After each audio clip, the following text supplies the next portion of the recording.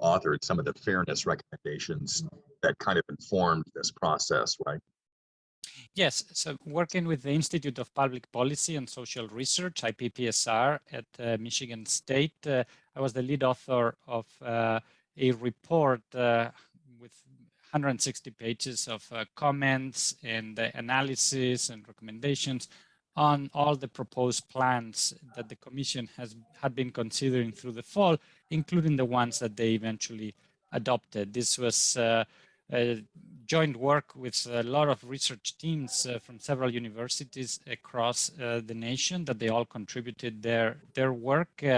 But I was assigned the task of aggregating and coordinating all that volume of work. Sure, and obviously, I mean, just kind of a cursory look at all of it, which I just took. You know, I mean, it seems very comprehensive. You know, there seem to be some really sound suggestions in there, and I'm sure they took a lot of that into account. You know, I know I saw some participants utilizing it. So, you know, that said, before we get into kind of the political ramifications of all of this and how you see this proceeding, you know, we heard some questions during the press conference the commission called yesterday about, you know, how fair, you know, they really believe this is at the end of the day, the end result of, you know, these months of work. What is your take on that?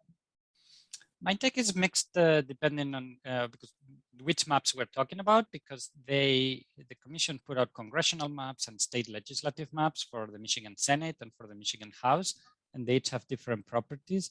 Overall, the process is fairer than it used to be, because whatever the outcome, these are 13 people representing different views. Some of them like Democrats, some of them like Republicans, some of them don't share an affinity with either party. So all views were represented, and as a collective, the commission was not trying to advance the goals of one party, but was trying to do what they thought was best for the whole of Michigan and all its people. So as a process method, as a process, this is a better process than before, which the majority, in the previous process, the majority party was drawing maps that were good for the majority party in the assembly. So it was very clear that those in control were doing what was good for them.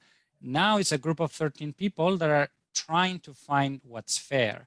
And in the discussions, you could see that they were trying to do what is fair. Now, of course, what is fair is debatable. That there are disagreements, and some people are going to find that this is not fair in one direction or in another. But they were at least trying, which was before it was not a goal. Partisan fairness was not a constitutional goal until this amendment. Now it is. That said, the congressional map, I think, is fair according to most ways to analyze what does it mean for a map to be fair. So there are multiple measures among experts that we use. The commission picked some of them, but other experts, I've worked on this in my own research. We have other definitions, other notions based on other principles. And the congressional maps come across as fair pretty much however you look at them, that planned chestnut that they approved. The state legislative maps are trickier. The maps for the Michigan Senate, and particularly the maps for the Michigan House, are more contested in that different measures disagree as to what you should aim for in terms of number of likely Democrat and likely Republican seats. The commission was trying to attain the best possible scores in some measures that call for more Democratic seats. And in doing so, they score less well in measures that take into account other principles that favor the Republican Party more. So the state legislative maps are subject to controversy, and Republican partisans or activists will be able to find an academic measure that claims that according to that measure, the maps are favoring the Democratic Party, the state legislative maps. Whereas the congressional ones, however you look at them, they come out good. Okay, so it's a little more contested on the state level, but I think today we're primarily going to be addressing, you know, the federal piece of this. Then go with the idea that one is good. So if you're talking about the congressional, I would see it used to be bad and now it's good. That's the simple message. That's so at connecting with everybody without expertise and without details. If you're only talking about congressional, I think this is from a partisan biased method that led to partisan biased maps to a much fairer outcome at the congressional level. I would just become a lot more nuanced and caveated and on the one hand, on the other hand type of analysis. If you wanted to talk about the legislative ones, I would not endorse what happened at the legislative level. But for the congressional maps, I think it's a very simple message of it used to be bad and now it's good.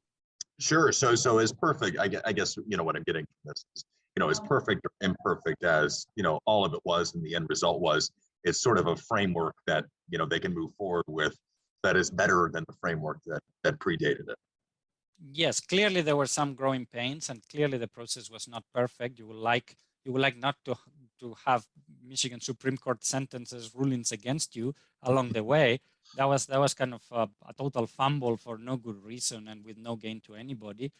But it's kind of clean up the errors for next time. But I think this is a process that fundamentally works. And clearly, having gone through it, we can see where it needs to improve in some direction. So it's subject to criticism, and there are some elements that will need to be fixed the next time around. But overall, it's a better process that allows the Michigan citizens to have a say, to comment on the maps, and to give input for a commission to draw better maps. Sure. So kind of distilling down some of the political ramifications of this, and again, it is, pretty early in the process. I'm sure there are going to be some court challenges either way. That may not result in them going back to the drawing board, but I mean, certainly could lead to several alterations there. What do you see the political ramifications of this being? A shift in the balance of power, or what does that entail? So it's always hard to predict the future because ultimately it comes down to how people of Michigan vote. They can start voting differently and all our predictions go out the window, right? But if people of Michigan continue voting as they have done in the past, for Congress, the congressional delegation is going to look like a 7-6 for the next 10 years. 7-6 Democrat, 7-6 Republican, depending on whether you take a good Republican or a good Democrat year. But we're a split state and it's going to look like a split delegation. And so we're not going to have any more of those aberrations where Democrats got more votes, but we ended up with a 5-9. So a majority of voters in Michigan got 5 seats out of the majority and the minority got 9 for a few years. That is not going to happen. In all likelihood, we're going to have a 7-6 and unless the voters start voting differently.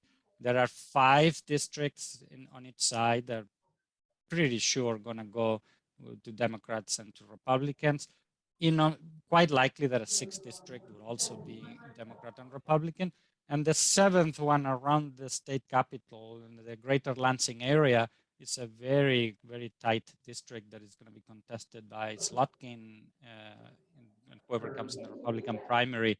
That one is the one that would probably flip one way or the other, depending on what the people in the greater Lansing area and surrounding counties want to go with. So, I think it's an open-ended question. There's several ways to answer this, but, what would you say, to the average guy who asked you, what does all of this mean to me? What does it all of this means to me? It means that you're going to have better representation in ways both ideological, that is going to reflect more what you and your neighbors want, and also that the maps are less weird than they used to be. At least the congressional one is less weird. So probably your district is more compact, is more around your own community. You will not live in a snake where if you happen to want to go to talk to your representative to complain about something, you may have a long drive on the highway to get to wherever they are because their office is actually across the state. So that's not happening in the congressional map as much. The districts are more meaningful. They represent communities that I can describe. And then you're going to have representatives that your representative will be representing a community that is more your community than it used to be. So wherever you live right now, I can tell your district is more or less the thumb or the Western Lake or the south border with Indiana and Ohio, whereas many of the districts that we used to have were not describable with one sentence words. They were just very strange shapes that had no substantive meaning. There was no reality in the ground that corresponded to that district. Now the districts can be described in two words: the Grand Rapids Muskegon district, the Southwestern Lakeshore district. Those are meaningful. They used not to be. So doing away with the jigsaw puzzle, effectively, you have now representation that is sort of more attuned to those hyperlocal issues.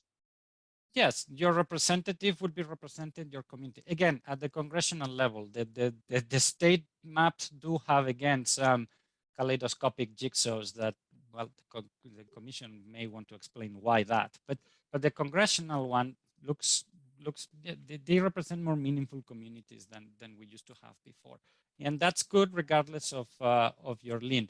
Now, if on top of that you happen to be Democrat, an extra advantage would be you're not going to be, again, a majority of people voting like you and then being stuck with only 1/3 of the delegation, even though you got more votes. So that's in that sense, it will be fairer than it used to be. If you're a Republican, would say, and it's not that it has shifted the other way. So this is not the revenge of the other side. It ends up being that now you're going to get a representation that is more or less the same as the vote in Michigan. When you look at the Michigan delegation of Congress people in the House of Representatives, it will be more or less the same that we voted in Michigan. It would not be a separation. So collectively, those 13 people are going to push for roughly more or less, on average, what we want in Michigan. That's again, all this rosy talk is because we're focusing the conversation on the congressional map. I could see more frustrations with the state legislative maps. Perfect. And we will make that point clear. Now, in terms of, some of the high profile races that are going to stem from this, I mean, do you see any long-term representatives being unseated as a result? Obviously we have Huizenga and Upton that are going to go at it in West Michigan. So you're calling from West Michigan, right? I think that, to me, the two most interesting races are from your area. The Upton and Huizenga, it's two Republican incumbents with considerable standing in their party. So that's something has to give. And the other one that I would be very curious is Meyer on the third, the Grand Rapids Muskegon. This is a Republican that has made a name for himself for positions that are less conservative, and it's kind of the Republican that liberal crowds speak well of. And now he's put in a fairly democratic district, so it's does running as a centrist Republican that talks across the aisle and seems concerned about issues of democracy and representation and seems attuned to the sensibilities of more liberal or moderate Democrat voters. Does that work to get elected in a district that prefer Biden or Clinton over Trump? That's we shall see. But to me, that's a very interesting one. Is there a path for a more centrist, more in some ways liberal Republican to appeal to a Democratic voting electorate?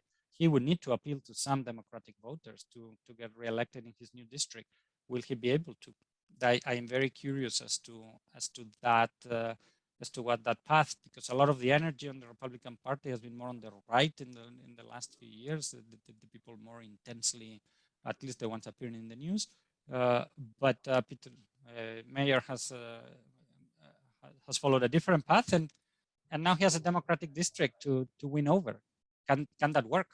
So I think those two races are, to me, the most exciting ones come from your corner of the state. Besides, of course, I live in East Lansing, so then I care about what happens to Slotkin in the new total coin toss flip 50-50. That's kind of the flip side of Meyer. That's Slotkin is a war veteran, moderate, very attuned to conservative rural voters, Democrat, and who has already demonstrated that she can win over a conservative electorate, and now she has a balanced electorate to fight over.